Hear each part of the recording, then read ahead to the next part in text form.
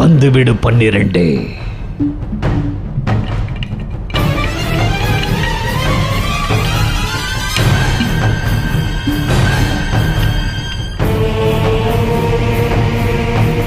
பகடை 12.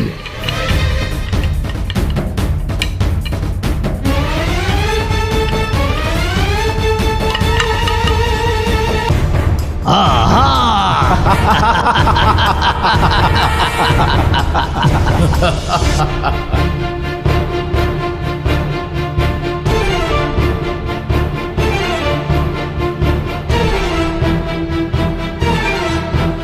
சக்கரவர்த்திகளே 12.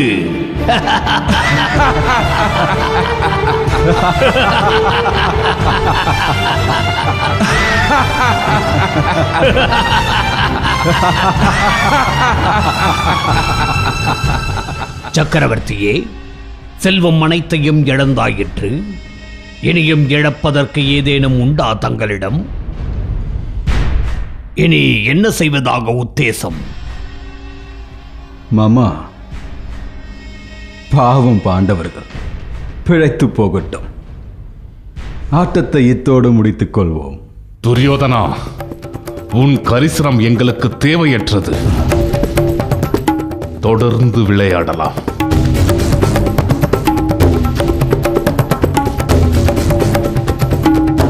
நீங்கள் சொல்லுங்கள் சக்கரவர்த்தி, இப்போது எதை தாங்கள் பணயமாக வைக்கப் போகிறீர்கள்?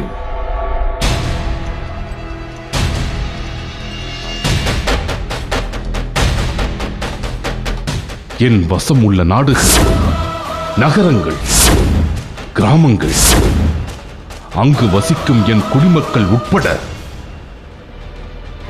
இந்திரபிரஸ்த சாம்ராஜ்யத்தை நான் பணயமாக வைக்கிறேன்.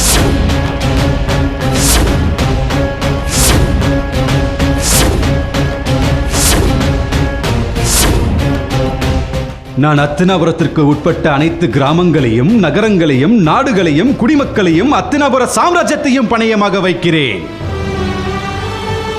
அற்புதம், அற்புதம். இதையல்லவா எதிர்பார்த்து காத்துக் கொண்டிருந்தேன்.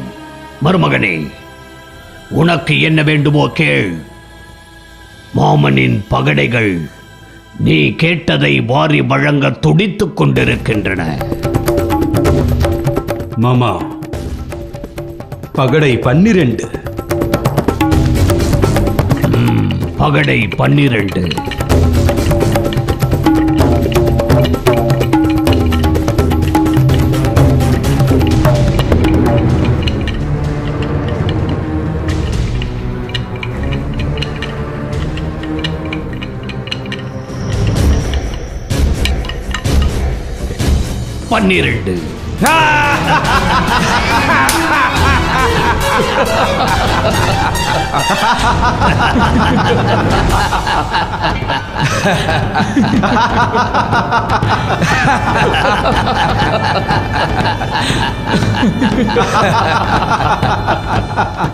என் அன்பு சகோதரா, இனி உன் இந்திரபிரஸ்தம் என்னுடையது.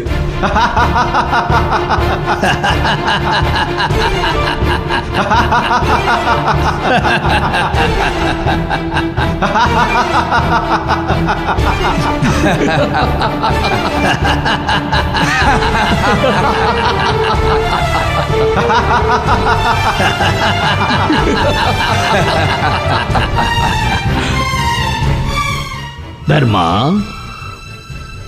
நீ இப்போது சக்கரவர்த்தி அல்ல, சாதாரண குடிமகன். அதிலும் எந்த நாட்டைச் சேர்ந்த குடிமகன் என்று கூட தெரியாத அவலமான நிலையில் இருக்கிறாய்.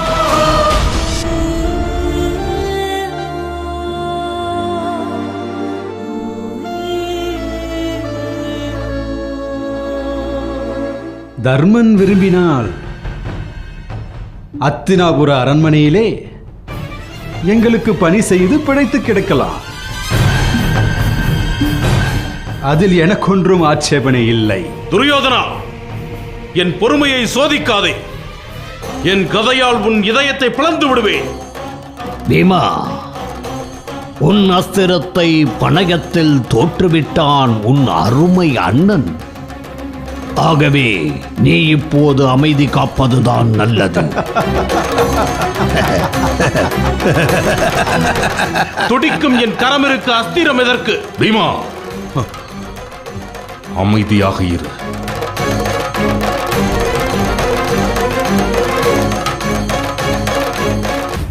சக்கரவர்த்தி தர்மன் அவர்களே, இல்லை இல்லை, நீதான் இப்போது சகலத்தையும் பறிகொடுத்து விட்டு ஆண்டியாக நிற்கிறாயே. இனி உன்னிடம் பணயம் வைக்க என்ன இருக்கிறது? மாமா, ஆண்டியிடம் திருவோடாவது இருக்கும். ஆனால் இந்த யாசகனிடம் அது கூட இல்லையே.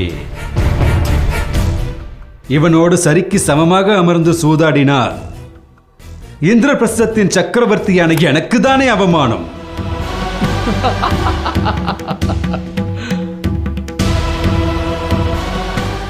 ஆகவே ஆட்டத்தை இத்தோடு முடித்து விடலாம். சற்று பொறுமரு மகனே. ஏன் தர்மா, உன் தம்பிகள் 4 இருக்கிறார்கள் அல்லவா? அவர்கள் மீது உனக்கு உரிமை இல்லையா?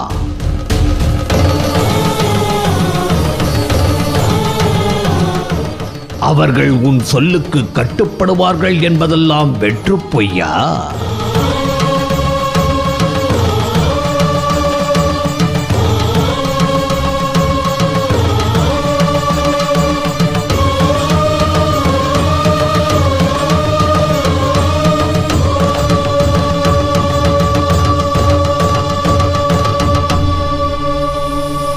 சகோதரா, நான் எனது தமையன் துச்சாதனனை பணயம் வைக்கிறேன்.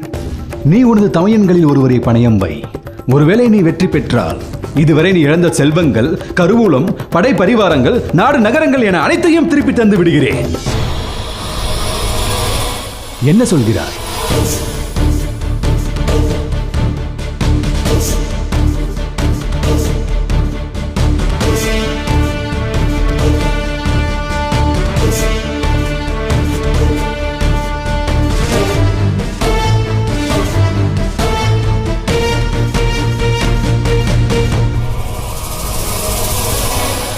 என் தம்பிகள் என் சொல்லை இதுவரை மீறியதில்லை, இனியும் மீறப்போவதில்லை. சிங்கம் போன்ற தோள்களும், நீண்ட கரங்களும், சிவந்த கண்களும், பாணபட்சி சாஸ்திரத்தில் நிகரற்ற திறமை கொண்ட எனதருமை தம்பி நகுலனை நான் பணயமாக வைக்கிறேன்.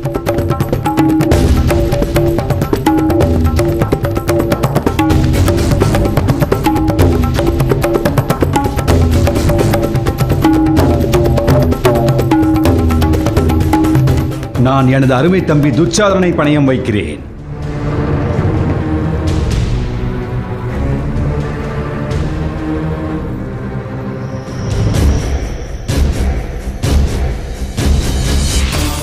அரசே, கரம் குப்பி மன்றாடி கேட்டுக் கொள்கிறேன், இப்பொழுதாவது இந்த சூதாட்டத்தை நிறுத்தி விடுங்கள். ஏனென்றால் கேளிக்கை என்ற எல்லையை தாண்டி விபரீதம் என்ற எல்லையை நோக்கி சென்று கொண்டிருக்கிறது. பொருட்கள் நாம் சம்பாதிப்பது, உறவுகள் நமக்கு கடவுள் கொடுத்த கொடை, அது தானாக அமைவது. தந்தையே, நாளை ஒரு நாள் நான் சொல்வதை மட்டுமே நீங்கள் செய்ய வேண்டும். சூதாட்டத்தில் என்ன நடந்தாலும் சரி, என்னை தடுக்கப் போவதில்லை என்று சத்தியம் செய்யுங்கள். துரியோதனா, நான் அரசன். என்னால் இப்படி ஒரு சத்தியத்தை செய்து கொடுக்க இயலாது. நான் அரசரிடம் கேட்கவில்லை, தந்தையிடம் கேட்கிறேன். துரியோதனன் உங்களுக்கு உயிரோடு வேண்டுமா வேண்டாமா?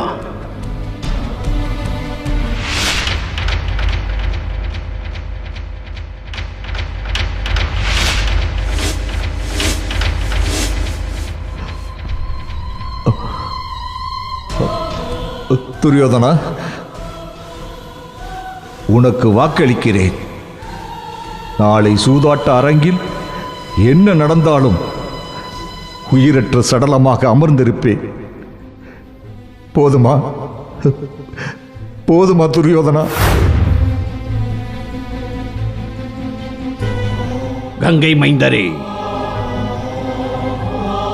பணயம் ஏற்கனவே வைக்கப்பட்டு விட்டது. இப்போது ஆட்டத்தை நிறுத்த சொன்னால் எப்படி?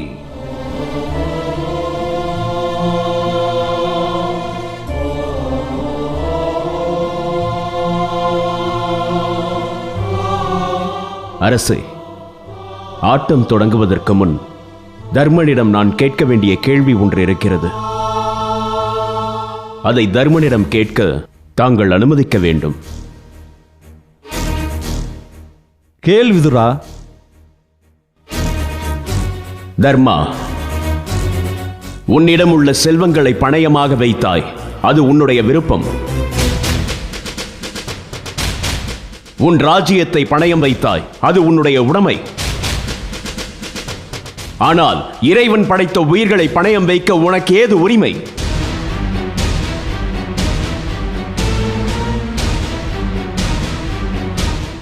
மகாமந்திரி ஒரு விஷயத்தை மறந்துவிட்டார் போலிருக்கிறது. அவருக்கு அதை நினைவூட்ட கடமைப்பட்டிருக்கிறேன். நாட்டை ஆளும் அரசன் இறைவனுக்கு ஒப்பானவன் என்று சத்திரிய தர்மம் கூறுகிறது. அப்படியானால் அரசனுக்கு அவன் ஆட்சியின் கீழ் உள்ள உயிர்களிடத்திலும் உரிமை இருக்கிறதல்லவா? மேலும் தர்மனின் சொல்லை தட்டாத தம்பிகள் பாண்டவர்கள்.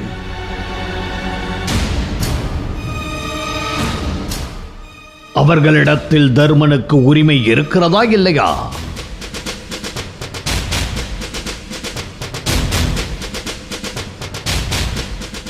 சொல் தர்மா, உனக்கு உன் தம்பிகளிடத்தில் உரிமை இருக்கிறதா இல்லையா? அண்ணா, நான் என்றும் தங்களுக்கு கட்டுப்பட்டவன். நான் பணைய பொருளாக இருக்க சம்மதிக்கிறேன்.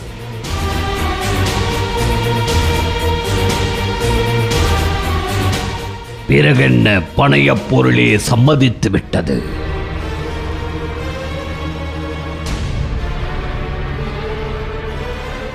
தர்மா, பகடையை உருட்டட்டுமா? மருமகனே, அறிவுள்ள அடிமை உனக்கு வாய்க்கப் போகிறான். கேள், என்ன வேண்டுமோ கேள்.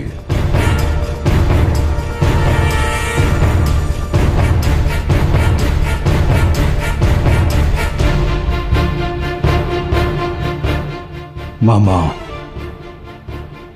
பாண்டவர்கள் 5. ஆகவே எனக்கு பகடை 5 வேண்டும்.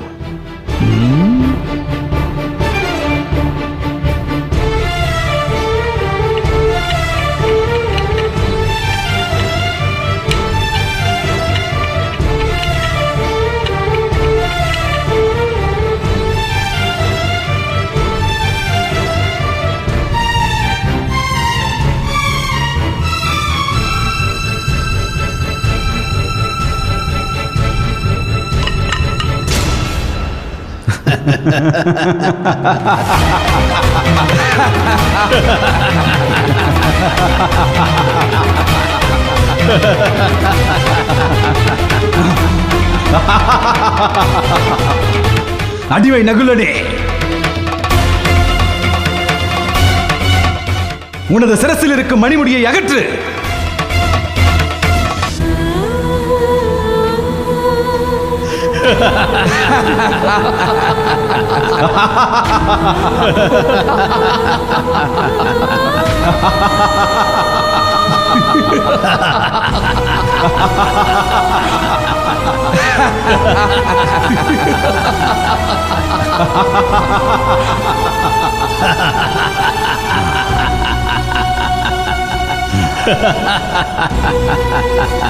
அடிமையை எழுந்திரு.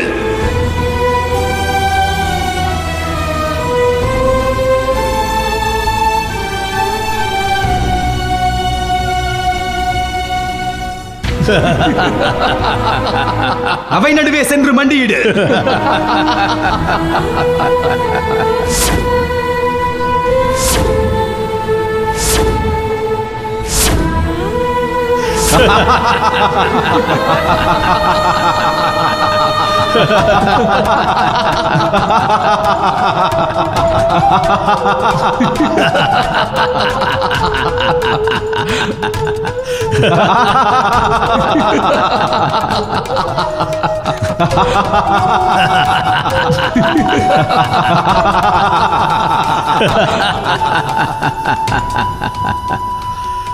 தர்மா,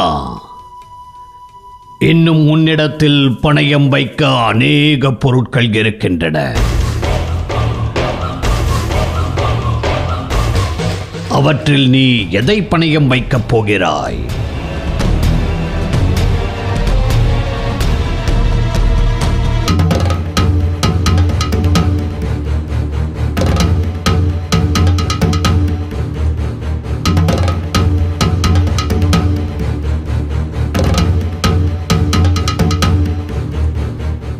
தர்ம சாஸ்திரங்களில் வல்லவன், ஆருடத்திலும் வானசாஸ்திரத்திலும் நிகரற்றவன் என் தம்பி சகாதேவன். என் தம்பி சகாதேவனை பணயமாக வைக்கிறேன்.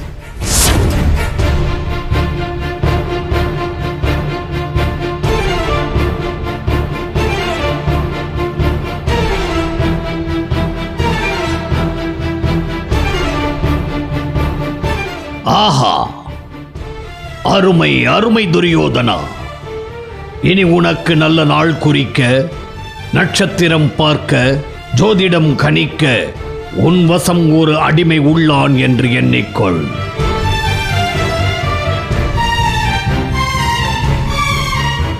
மருமகனே, உனக்கு என்ன வேண்டுமோ கேள். பகடை 7 வேண்டும்.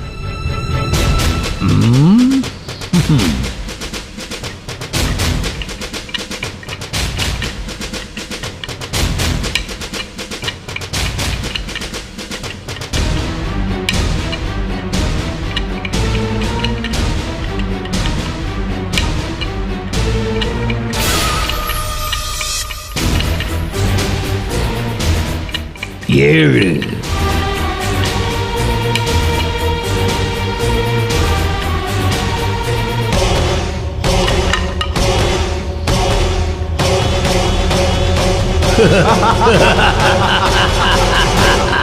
ஏழு.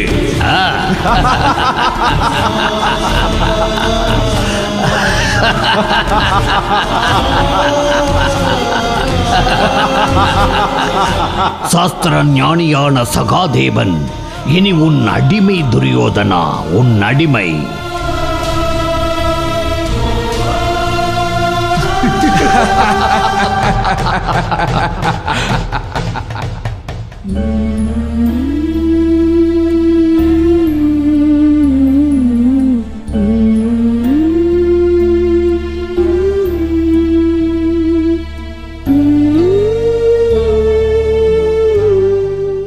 நகுலனும் சகாதேவனும் மாற்றான் தாய் பிள்ளைகள். ஆதலால் அலட்சியமாக அவர்களை பணயத்தில் வைத்து விட்டாய்.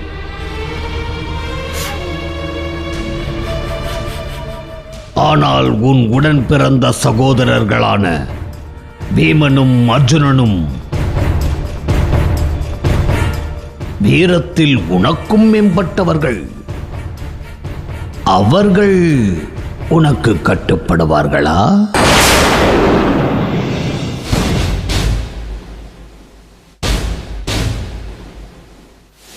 என் உயிருக்கு நிகரானவர்கள் அவர்கள்.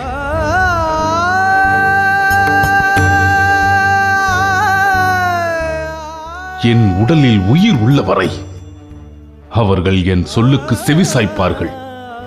எதற்கும் அவர்களிடம் ஒரு வார்த்தை கேட்டுவிடு தர்மா.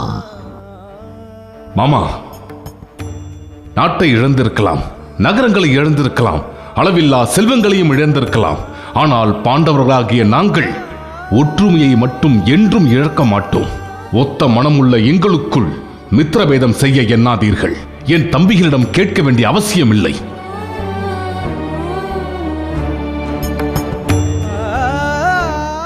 நீங்கள் பகடையை உருட்டுங்கள். துரோணாச்சாரியாரின் தலையாய சீடனும் அகிலத்திலே சிறந்த வில்லாளியும் காண்டீபதாரியும் என் பார்த்தனுமான அர்ஜுனனை இந்த சூதாட்டத்தில் பணயம் வைக்கிறேன்.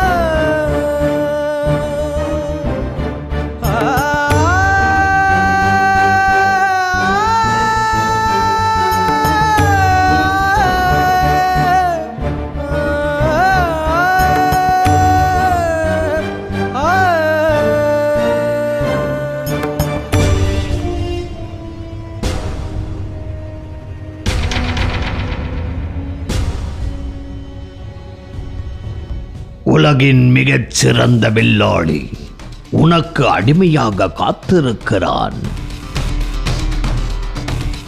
மருமகனே, உனக்கு என்ன வேண்டும் கேள்.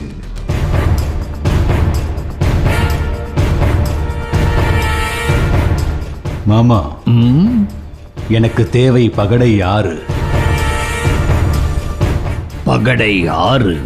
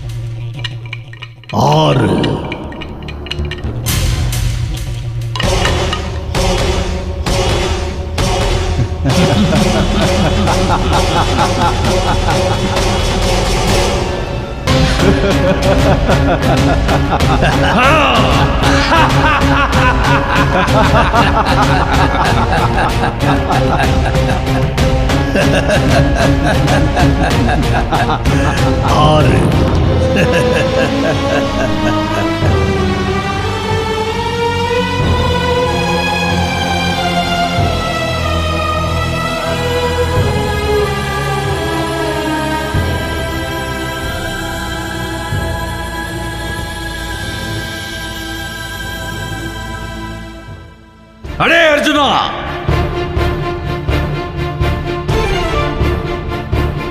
நீ இப்போது என் நண்பன் துரியோதனனுக்கு அடிமை.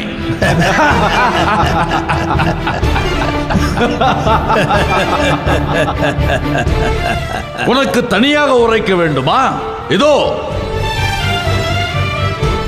அடிமைகள் மண்டியிட்டிருக்கும் இடத்திற்கு நீயாக சென்று அமர்ந்து கொள். அதுதான் உனக்கு ஏற்ற இடம்.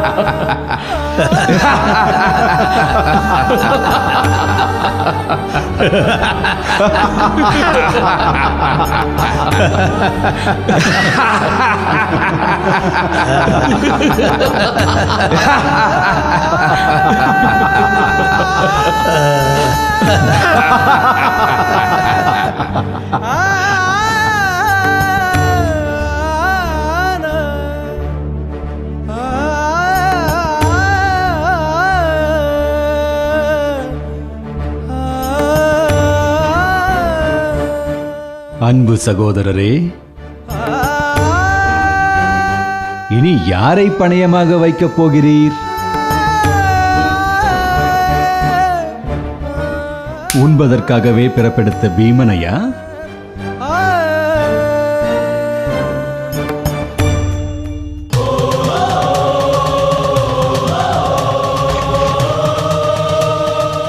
சத்துருக்களுக்கு சிம்ம சொப்பனமாகவும் 10,000 யானை பலம் கொண்டு விளங்கும் என் அருமை தம்பி பீமனை பணயமாக வைக்கிறேன்.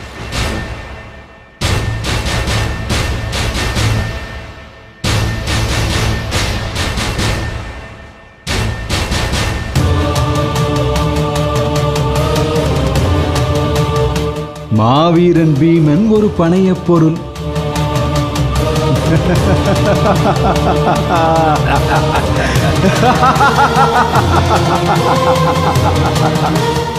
பீமா, உன் நிலையை கண்டால் எனக்கே பரிதாபமாக இருக்கிறது.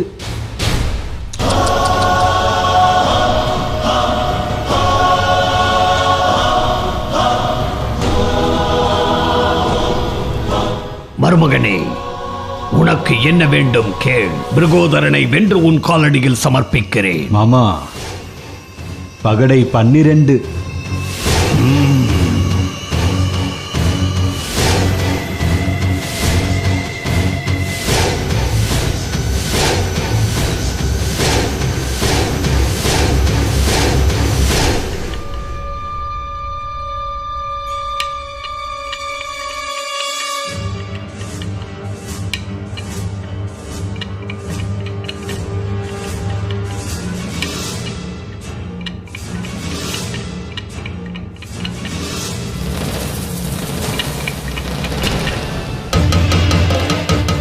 பன்னிரண்டு.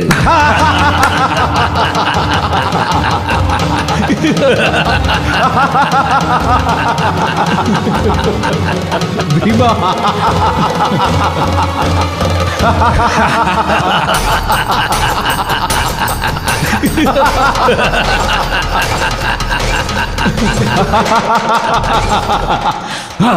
பீமா, இனி நீ என் அடிமையடா. கதை ஏந்திய தினவெடுத்த கரங்கள் இனி என் கால்களை பிடிக்கும்.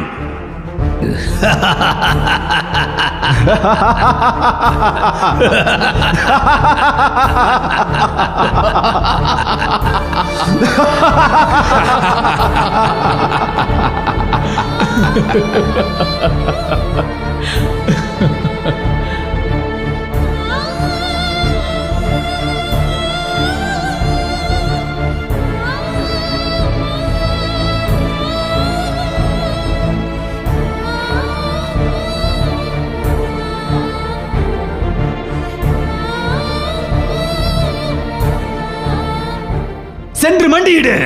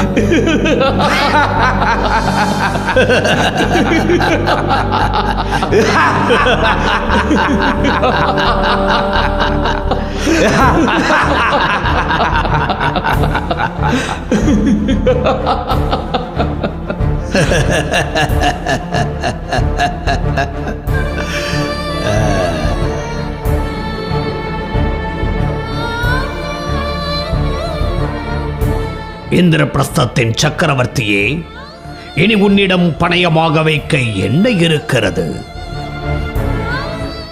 என் செல்வத்தை இழந்த போது, எனது நாட்டை இழந்த போது நான் எதையும் இழந்ததாக உணரவில்லை.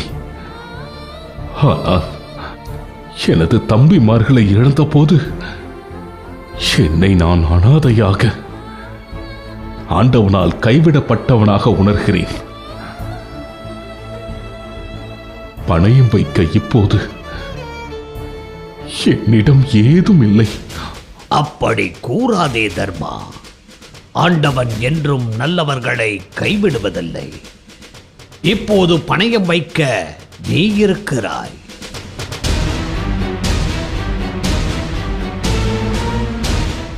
அதை மறந்து விடாதே. நீ அணிந்திருக்கும் ஆடைகளா?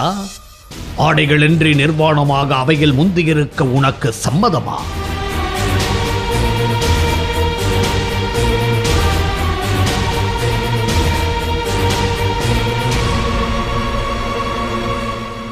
மாமா, என் தம்பிகள் யாவரையும் இழந்தாலும் என்னை நான் இழக்கவில்லை. இப்போது என்னையே நான் இந்த சூதாட்டத்தில் பணயமாக வைக்கிறேன்.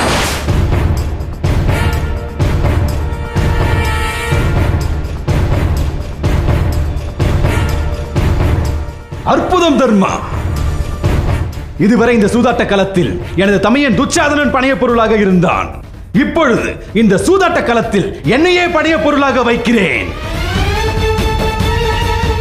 அருமை, அற்புதம், அபாரம். இந்திரபிரஸ்தத்தின் சக்கரவர்த்தி இங்கே தன்னையே பணையமாக வைத்திருக்கிறார். மருமகனே, நீ சக்கரவர்த்தியை வென்றுவிட்டால் இந்த உலகே உன் வசமாகும். கேள், உனக்கு என்ன வேண்டும்?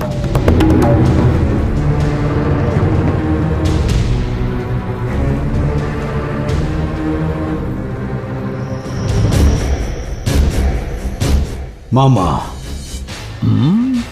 மீண்டும் பகடை 12 வேண்டும். பகடை 12?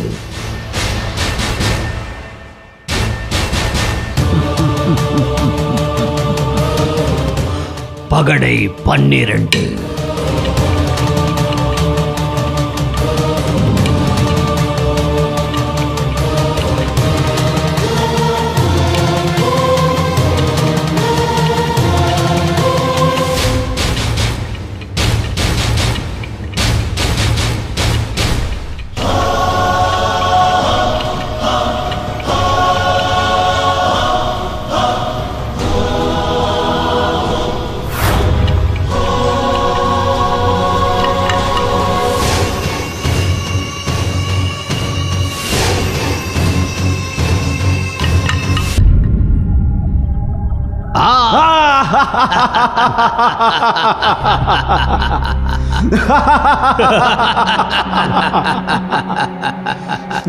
சக்கரவர்த்திகளே, 12.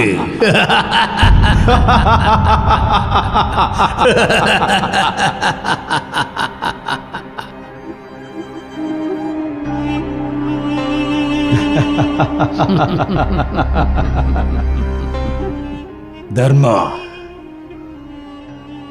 என் ஜென்ம சத்ருவே, இன்றிலிருந்து நீ என் அடிமை. இந்த நாளுக்காக தானடா இத்தனை நாள் காத்துக் கொண்டிருந்தேன். இன்றிலிருந்து நீ என் அடிமை.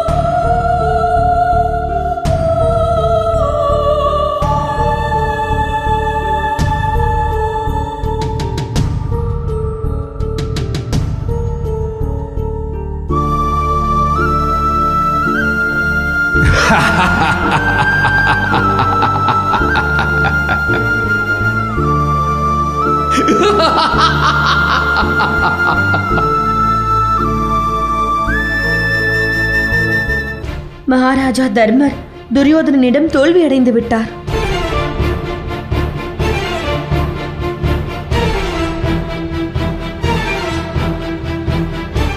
துரியோதனா, என் தோல்வியை நான் தலைவணங்கி ஒப்புக்கொள்கிறேன்.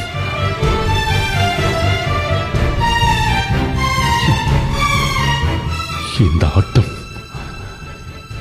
இத்தோடு முடியத்தான் வேண்டும்.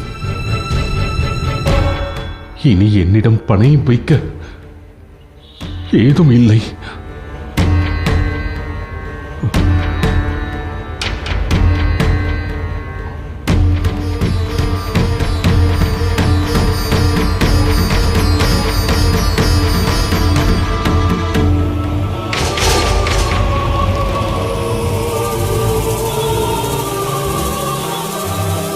ஏன் இல்லை தர்மா? ஏன் இல்லை? அகம்பாவம், கர்வம், ஆணவம் இவை அனைத்தையும் ஒருங்கே பெற்ற உன் மனைவி இருக்கிறாள். கர்ணா!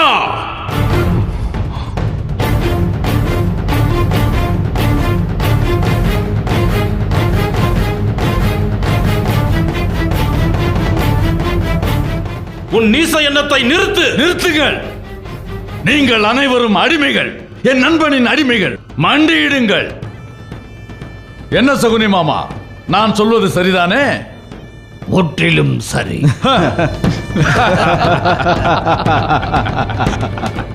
அடிமை தர்மனே,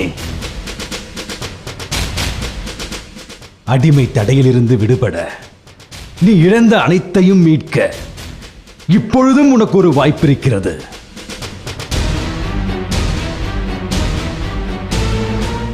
சூதில் பணயமாக உன் மனைவி திரௌபதியை வைக்கிறாயா?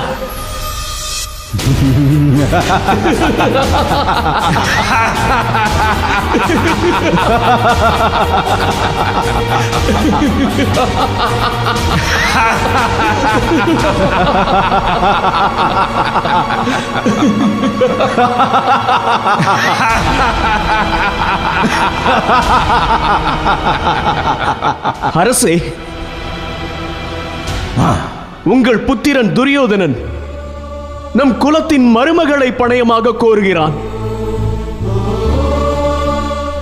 அவள் பெயரை உச்சரிக்கும் தகுதியற்ற ஈன பிறவிகள் அவளை ஏளனம் செய்கிறார்கள். தங்களுக்கு பார்வை இல்லை என்பதை ஒப்புக்கொள்கிறேன். ஆனால் கேட்க செவிகள் இருக்குமே, அதுவும் செவிடாய்தான் போனதா மன்னா? செவிடாய்தான் போனதா?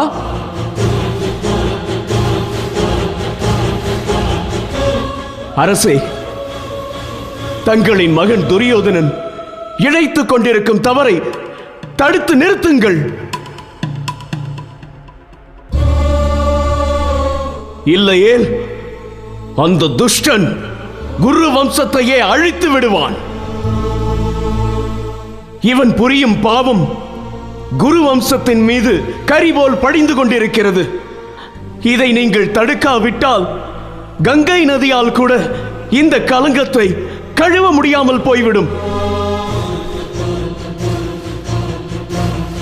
அரசே, அரசே, தாங்கள் புத்திர பாசத்தால் மறுக்கிறீர்கள். பேராசை பிடித்த இந்த கொள்ளை கூட்டத்தை அவையை விட்டு உடனே வெளியேற்றுங்கள். மாமன்னா, உங்களை நான் கடுமையாக எச்சரிக்கிறேன். இந்த சூதாட்டத்தை இத்தோடு நிறுத்துங்கள். இல்லையே குரு வம்சத்தின் சரித்திரம் என்றென்றும் உங்களை மன்னிக்காது. சித்தப்பா, நிறுத்துங்கள். அத்தினாபுரத்தின் பேரரசர் வருங்கால சரித்திரத்திடம் மன்னிப்பு கோர வேண்டிய அவசியம் இல்லை.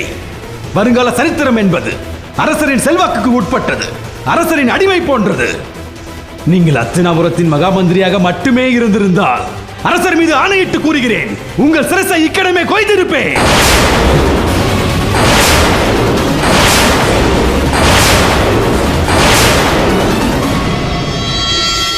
நீங்கள் என் தந்தையுடன் உடன் பிறந்தவர், இருப்பினும் எங்களை வஞ்சித்துக் கொண்டே இருக்கிறீர்.